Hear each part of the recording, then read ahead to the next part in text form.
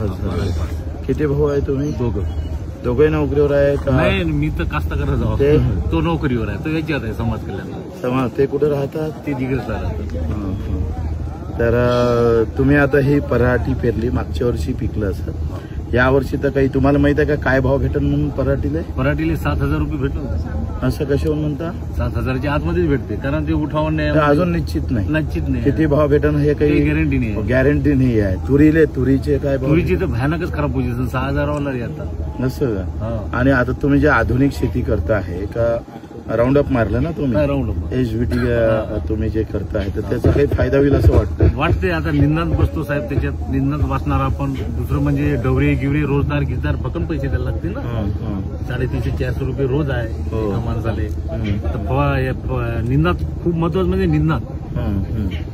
आणि मागच्या वर्षी काय नफा झाला? ते पैसे वाचले काय? निकामध्ये एवढी खराब पोझिशन आहे सोयाबीन मध्ये. तर मी मागच्या वर्षी माझी भक्कम सोयाबीन होती, पण यावर्षी एक दाना बी नाही राहिला. नाही का? हा, 36 रुपये भाव उठला. 36 रुपयाने विकलं मी. आणि मार्केटला एका एकरी किती झालं? 4 पोते, 3 पोते, 4 पोते. 4 पोते म्हणजे एका एकरात आपण नाही म्हटलं तर 7 महिने तर काम करावंच लागत सोयाबीन. मजुरी सोडा. शेतकऱ्याला काय, शेतकऱ्याला एवढा म्हणजे एवढं सहन करते की शेतकऱ्याचं एवढं कोणीच सहन करते. व्यापाऱ्याला काय 10 रुपयानं नफ्याला. एवढं सगळं लूट होते. काल एका आमदारानं हे भाजी बेकार निघाली म्हणून मारलं गायकवाडनी. तर आता तुरीचे भाव 1,000 कमी झाले. 1,500. सोयाबीन 1,500 कमी झाले. सोयाबीन 34-36 विकावं लागले. मग तरी तुम्हाला संताप कोण येत? भयानक राग आहे. काय करणार आहे? काय येत नाही? मग कुठं व्यक्त मायबाप कोण आहे? तुम्ही आहे शेतकऱ्यासाठी झगडणारे, तुम्ही आहात. बाकी कोण आहे? सर्व सत्तेत बसलेले आहे. सर्व ते 237 आमदार आले, त्याचे काय करणार आहे? कोण विरोधातच कोण आहे? तुम्ही व्यक्त का होत नाही? काय माझं काय म्हणणं आहे का हे मान्य करतो का एखाद्या मजुरानं काम केलं नाही, मजुरी दिली तर आपण त्याला संताप करतो का नाही? अरे बा तुला मी 200 रुपये रोज दिले, तू राजा दिवसभर बसलाच राहिला, हे म्हणतो का नाही? म्हणून मग ते म्हणाचं धाडस का येत नाही आपल्याला? धाडस तर आता मी तर भक्कम लोकांना सांगतो, ह्या सरकार असं आहे फलाना, म्हणजे बाकी काही सरकार असू द्या, शेतकऱ्याविषयी आपल्याला कोणतं नाही, आपल्याला शेतकऱ्याविषयी फक्त. पण जशा लोक जातीसाठी पेटते, धर्मासाठी पेटत, एखाद्या मिरवणुकीत अडलं तरी पोटमार होते. तर हे एवढी लूट आहे आणि एवढी आत्महत्या झाल्या तरी म्हणजे तुम्हाला माहित असेल देशामध्ये लहान लहान गोष्टीहून दंगल झालेल्या आहे. झेंडा फाडला तर दंगल झाले, 10-15 मेले. तर 3.5 लाखाच्या वर शेतकरी मरण पावला तरी एकही दंगल झालं नाही, गाव कधी बंद राहिलं नाही. याचं काय कारण नाही? ते तर दुःख कसं, शेतकऱ्याचं एकजूट नाही आहे, सर्व विभागलेले आहे. कोणी कोणत्या पक्षा, कोण कोणाचे कार्यकर्ते, कोणी या पक्षात त्या पक्षात, विभागलेले आहे. शेतकरी पण विभागलेले आहे. विभागून ठेवलाय त्यांना? नाही, विभागून ठेवलेलं आहे. आता काही कोणाचे काय, कोणाचे धोरण कोणाला पडते, कोणते पक्ष फला नाही, ते शेतकरी एक होईल असं वाटतं किंवा काय केलं पाहिजे? विदर्भात आम्ही काय केलं पाहिजे? विदर्भाचे शेतकरी तर एक तर विदर्भात आपल्या सिंचनाचं हे साधन नाही आहे. मुख्यमंत्री तर आपलेच होते ना, फडणवीस आपले विदर्भाचे 2दा मुख्यमंत्री झाले. गडकरी सारखा माणूस केंद्रात आहे. नाही, बरोबर आहे, बरोबर. तरी नाही, माझ्या म्हणणं साहेब, हे जे लाडकी बहीण आहे, लाडकी बहीण द्यायलाच नको, विमा पण द्यायला नको, काही द्यायला नको, फक्त आपल्याला शेतकऱ्याला भाव पाहिजे.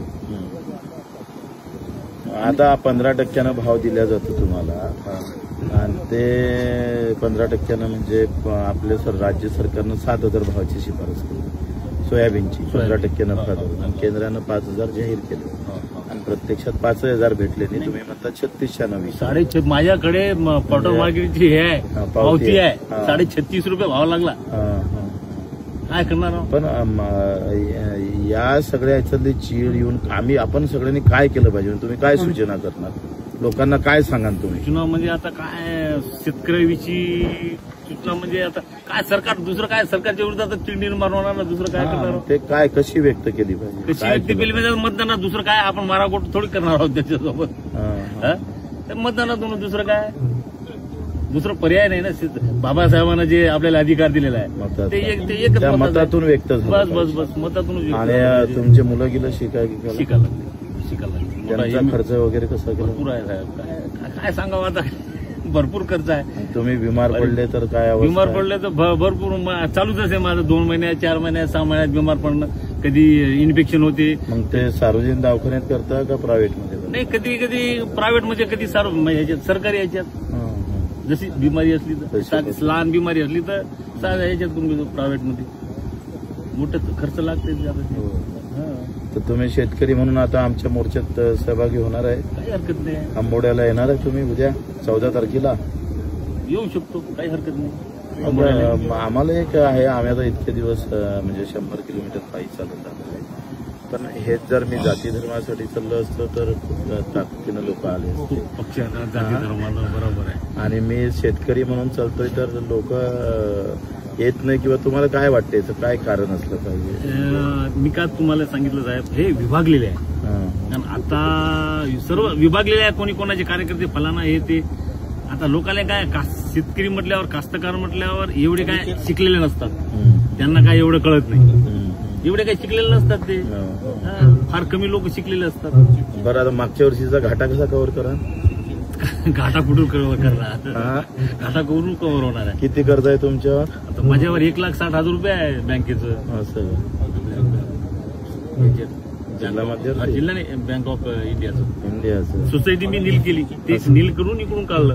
असं का? ते सोसायटी का बरं परवडत नव्हतं? सोसायटी काय ते परवडत नाही. ते काय वाढवी देत नाही, काही नाही. इकडे नॅशनलाइज बँक थोडे व्यवस्थित देतात. थोडे भरपूर देत नाही, पण थोडे व्यवस्थित देतात. आणि तुम्हाला व्याजाचीही भेटली माफी?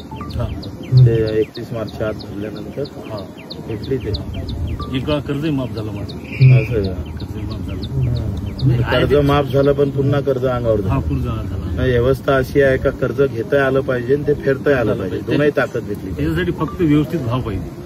आम्ही असं म्हटलं का सरकारनं भाव दिला नाही तर पेरणी ते कापणीपर्यंत सगळे कामं जर रोजगार हमीशी जोडले, म्हणजे मजुरीचा खर्च जर रोजगार हमीशी जोडला तर मजुरीचा खर्च जरी वाचला तर 60% मजुरीचा खर्च वाचतं. आणि म्हणजे मग आम्ही नफ्यात जातो 60%. ऊन वारा पाऊस आला तर आमचं नुकसान 40% होतंय.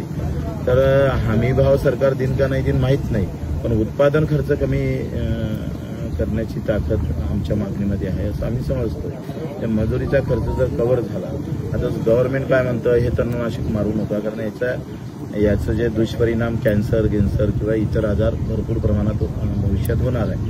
मग त्याच्यावर तुमचं काय मत आहे? म्हणजे जर हे आता हे पराठीचं बोंड येईल आणि हे कपडे घातले तर याचा परिणाम लोकांवर होईल? तर जे होणार आहे ते तर होणारच आहे. जे होणार आहे ते होणारच आहे. पण ते अमेरिकेवाले ठीक आहे, कॅन्सर होणार. अमेरिका काय त्याच्या लोकांची हे नाही का? त्या कंपनीचा 300 कोटीचा दावा केला होता आणि तो सक्सेस झाला. हो ना. म्हणजे ग्राहकांनी अमेरिकेकडून जेव्हा STBT बियाणे यायला लागलं तर ते तर मोठा देश आहे आणि चांगला पैसावाला आहे आणि प्रगतशील देश आहे आपल्यापेक्षा.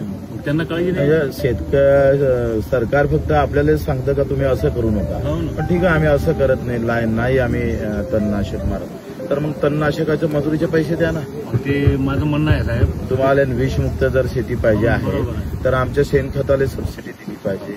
आमच्या निधाचा खर्च तुम्ही कव्हर केला पाहिजे. तुम्हाला जर कोणाचं आरोग्य चांगलं ठेवायचं असेल तर त्याची जबाबदारी आम्हीच का घ्यायची? जसं गोमाता म्हणजे गाय ही गोमाता आहे, ती वाचली पाहिजे आम्हालाही वाटतं. पण भाकड गाई ठेवण्यानं किमान 50 रुपये रोजचा खर्च येतं, तो सरकारनं भरून नाही द्यायला पाहिजे. म्हणजे त्यांनी घोषणा करायची, भरपाई मात्र सगळे टोले आपण घ्यायचे. ही जी भूमिका आहे यावर आपण खरं तर एकत्र होणं गरजेचं आहे. तुमच्याकडून आम्हाला अपेक्षा आहे. तुम्ही गावचे सरपंच राहिलेले आहे आणि आता आंबोड्याला तुम्ही किमान एक गाडी तरी भरून आणणार. आणि निश्चितच कोणत्याही पक्षाचे राहा, कोणत्याही पार्टीचे राहा, आम्ही शेतकरी म्हणून जगता आलं पाहिजे. मी शेतकरी आहे असं जगणं ज्या दिवशी होईल तर आम्ही ही दिंडी शेतकरी जागरणासाठीच काढली.